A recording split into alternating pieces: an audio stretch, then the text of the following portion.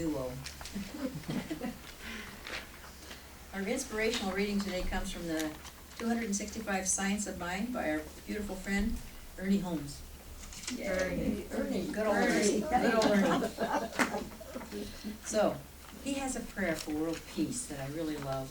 And it says, "The earth is the Lord's and the fullness thereof. But I know there is but one mind, which is the mind of God, in which all people live and move and have their being. I know there is a divine pattern for humanity, and within this pattern is the infinite harmony and peace, cooperation, unity, and mutual helpfulness. I know that the mind of humankind, being one with the mind of God, shall discover the method, the way, and the means best fitted to permit the divine flow of love between individuals and nations. Thus harmony, peace, cooperation, unity, and mutual helpfulness are experienced by all. I know this will be a free interchange of ideas, of cultures, of spiritual concepts, of ethics, of educational systems, and scientific discoveries, for all good belongs to all alike. I know that because Divine Mind has created us all, we are bound together in one infinite and perfect unity. I know that all people and all nations will remain individual but unified for the common purpose of promoting peace, happiness, harmony, and prosperity. I know that deep within each person is the divine pattern of perfect peace, and it's already implanted. I now declare that each person and in leaders throughout and leaders of thought throughout thought everywhere, this divine pattern moves into action and form to the end that all nations and all people will live together in peace, in harmony, and prosperity forever. And so it is. Amen. Now our speaker this morning is a person I know very well. And I know that she's got a lot that she can share with us, a lot of inspiring words. Don't know what she's got planned, she didn't tell me, but I have an idea. It's about diversity, and it's about unity, and it's about earthly creations. So speaking to us on diversity and unity and earthly creations, please help me welcome our Minister of Music, Ann Delamo.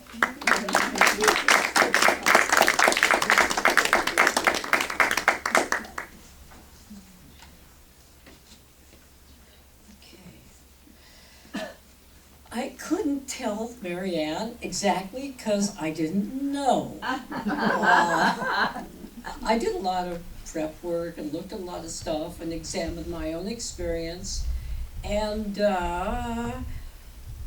it kind of got done this morning.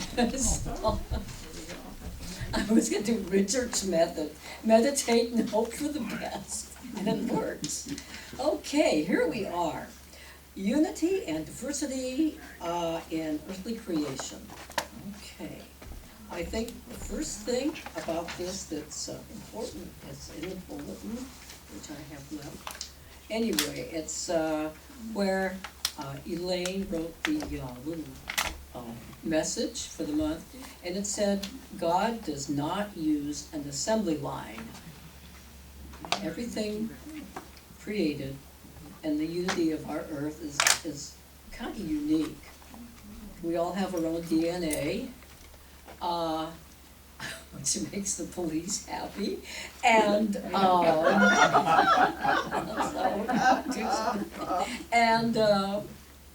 and it's fun because people can trace where they came from family-wise. And I've heard such interesting stories that one person said that they went back to some place between Poland and Germany, and she's sort of a round, chunky person, and she went back there, and most of the women looked like her, and it was just absolutely amazing. And I heard another thing, a black man who, he managed to go back to Africa, and he found the source of where his family came from, and all the men kind of looked like him. They were short and had round faces, and they were all about the same color. And he thought that was just absolutely, it was such a, kind of completed the circle, especially for him, because all the immigrants to this country didn't choose to come here. So that was an issue. Nature is surprising. Nature is basically my church. It's what I really do worship. I come here to refine the principles of connecting, the means by which I can worship in contact with my other part of my being.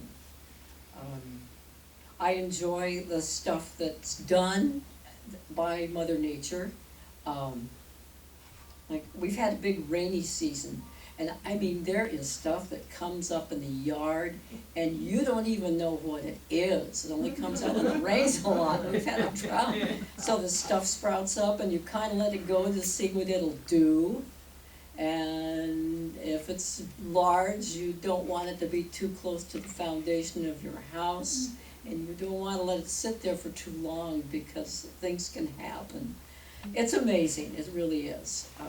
My mom and I pulled a 9-foot-long strand of Augustine, or Bermuda grass, out from under the house. We kept pulling on this thing, and it was huge.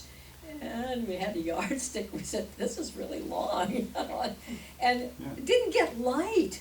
And we said, if we had that kind of tenacity, we could rule the world if we felt like it. We didn't feel like it, because then you'd have to be responsible for everybody. And it's enough being responsible for yourself. So no ruling of the earth today. Thank you. I'll pass on the rulership. My own background was, my family, they were basically agnostics and atheists. And they, so we didn't have a religious upbringing. And I'm very thankful for this, because it gave me a perspective looking from the outside in, and what certain beliefs and systems do to us in our society. And most religion is a product of geography. If you're born here, chances are you'll be a Christian. If you're born in Syria or the Middle East, you'll probably be a Muslim. If you're born in China, I don't know. In Russia, they've gone back to the Orthodox Church, but before they were agnostics and atheists, but it was more of the political stuff, I guess. And so it depends a lot on where we land on the earth, and I guess that's part of our journey, to learn those things. But it seemed to me, and this was my narrow vision as a child, because there was people that were always proselytizing and recruiting, and it seemed like a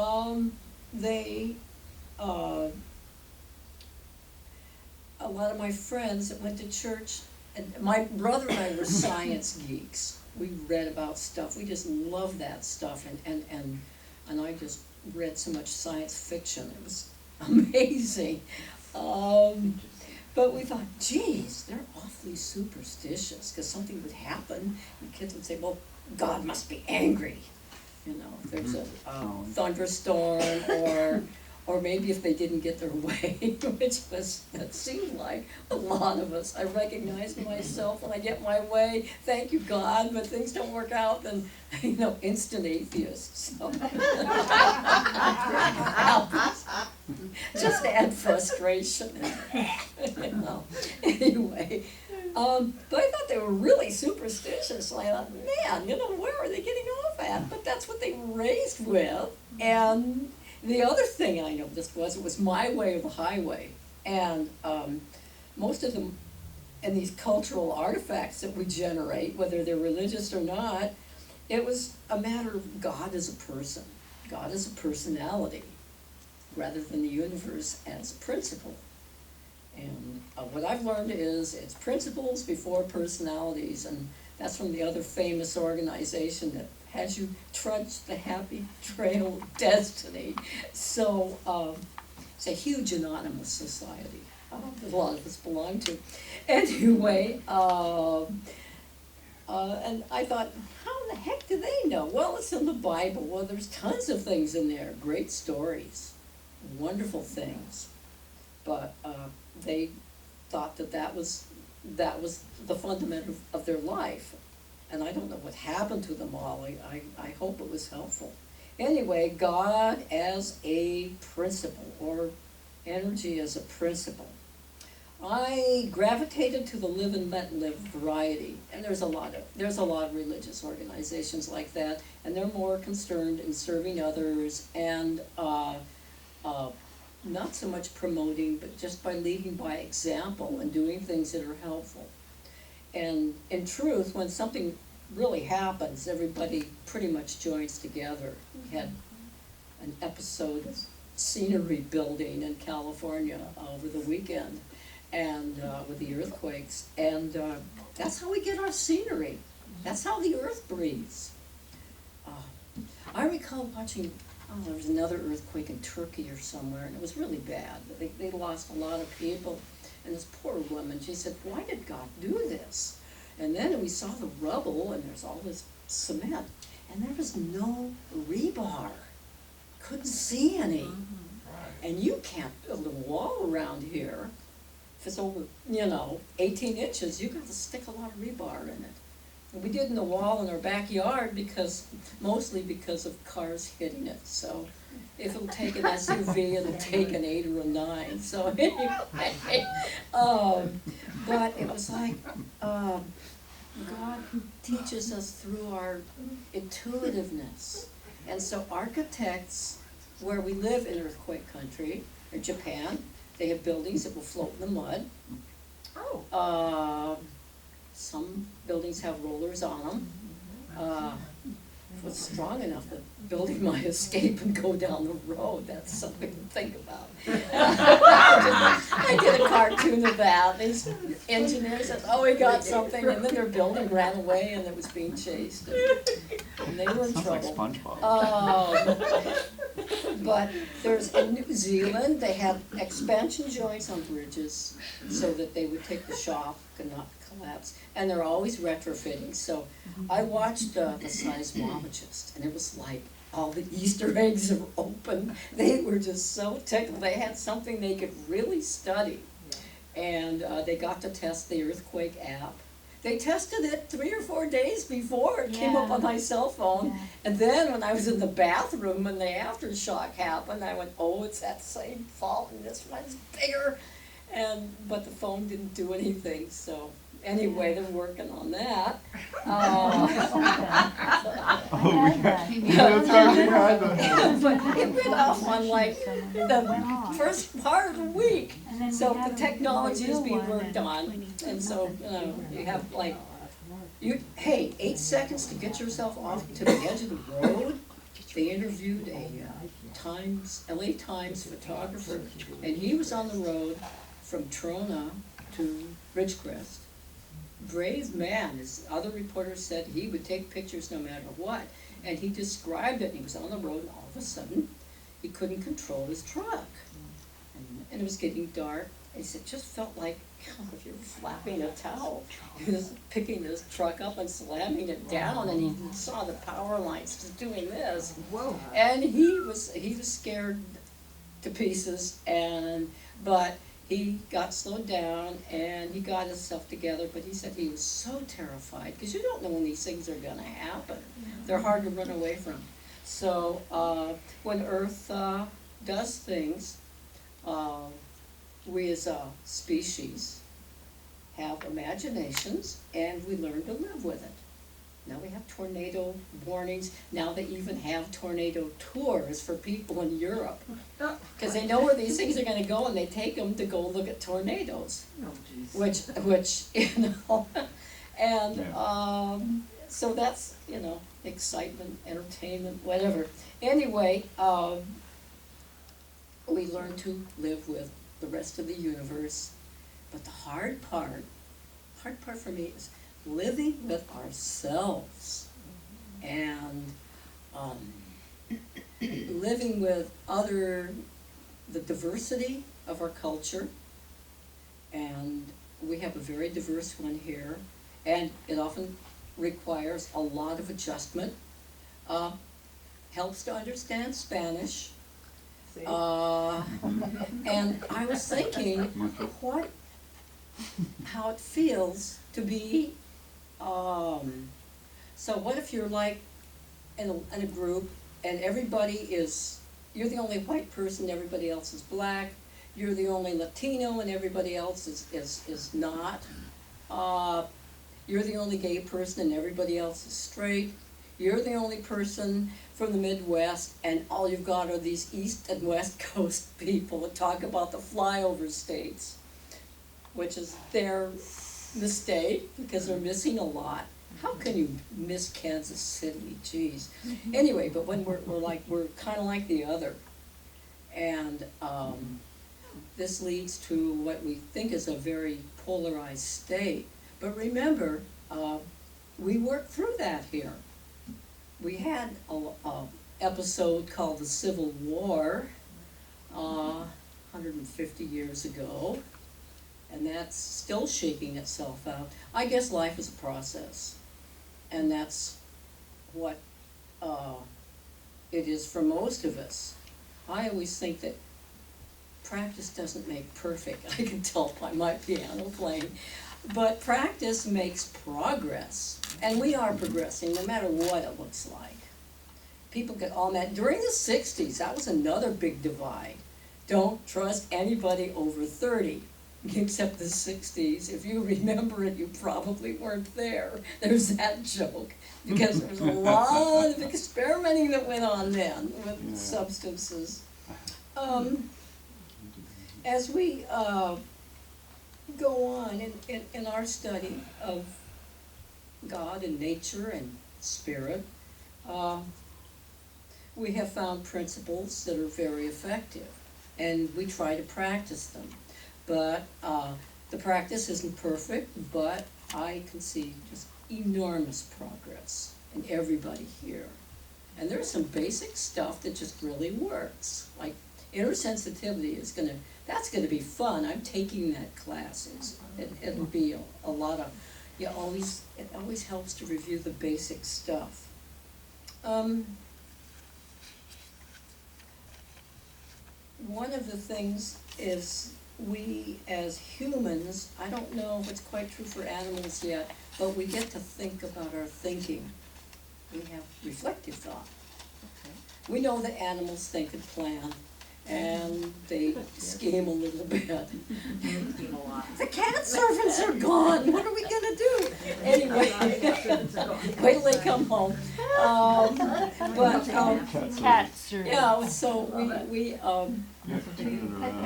we can think about our thinking. Sometimes that can be really dangerous.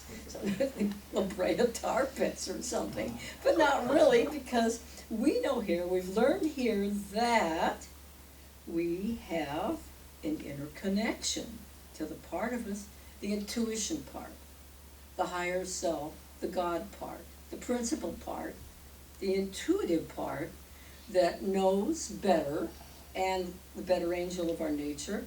And we are here to more greatly establish that connection and use it in our outer life. When I was working on this talk, I thought about the idea of a wheel. And you see that in some of the Buddhist iconography, but it's like we're on the outside of the wheel, and there's like a cord that connects us, and we're like little beads on the outside. And then the spokes are like our connective part, and then there's the core, the I am, or the essential part of the universe that's harmonious. And it's in the middle, and we're out on the edge. And so sometimes our perspective isn't very, it's kind of rotten. And we're out on the edge, and we see another part of the edge, and it seems like there's this big distance, like, why doesn't, try to control each other, and it's like elementary cat herding. I know it doesn't work, but in our healing art, we learn to go to the center of it, the hub of the circle, or the middle of the universe, so to speak, and then we direct it out through our diverse outer natures. So that's how we can resolve a lot of our conflicts inwardly and outwardly, like as part of ourselves, that like, you know, things aren't going my way, the atheist, pardon me, or my superstitions. I have them too. They're not religious, but they're about the same. And through the years, I've uncovered them, and they really are superstitions. So I have written about them and dealt with them a lot. But there's like this alien place. It's like, a friend of mine, he talks about the good Steve and the bad Steve. He has these voices that he listens to, or the committee in your head. And so, in working with ourselves and others, is to go to the center, which we're gonna do here, and have that go through the network to whatever it is out there or in there that we're dealing with or going through. We use the Rukat prayer. There are different kinds of prayers. There's prayers of adoration. There was the petition prayers, like the guy in the truck that drove over the epicenter was probably God help. And but this is the Rukat, which is recognition, unifying, making the claim, being specific up there on the rim, accepting, where we get to make peace with our doubts and fears, and thanking for it as having already been done. And this is a basic pattern that turns up in many, many, many faiths, so they're all have their validity. Waddle, Science of Getting Rich. This was written in 1910, and this man was so respected when he passed away. The town was shut down for the whole afternoon so everybody could be at the memorial. So he was very, very treasured and very thoughtful. And he started a lot of the new thought ideas about how we deal with substance and the universal stuff and the specific stuff. And he says, there is a thinking stuff from which all things are made, and which, in its original state, permeates, penetrates, and fills the inner spaces of the universe. A thought in this substance produces the thing that is imaged by the thought, particularly if it's habitual. Man can form things in his thought, and by impressing his thought upon the formless substance, can cause the thing he thinks about to be created. In order to do this, a man must pass from the competitive to the creative mind. Otherwise, he can't be in harmony with a formless intelligence, which is always creative and never competitive. No production line. Man may come into full harmony with the formless substance by entertaining a lively and sincere gratitude for the blessings it bestows upon him. Gratitude unifies the mind of man with the intelligence of the substance, so that man's thoughts are received by the formless. Man can remain upon the creative plane only by uniting himself with the formless substance through a deep and continuous feeling of gratitude. He must form a clear and definite mental image, let's be specific, of the things he wishes to have or do or become. He must hold to this mental image and thoughts while being deeply grateful to the Supreme that all his desires are granted to him. And he says that we need to spend our leisure hours in contemplating this vision, nourishing it, cultivating it, accepting it. Too much stress cannot be laid on the importance of frequent contemplation of the mental image, so we get to practice. Another neat thing,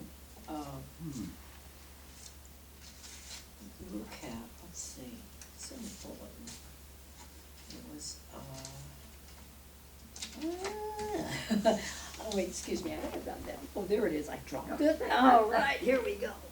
Oh, that's that page rude I cat want. feeling, yeah. This was, Elaine came up with this really, really cool thing. It was about string theory Yes. and how they form things. We could be breathing strings and our noses could be made of strings vibrating and curved around to form either air or nose.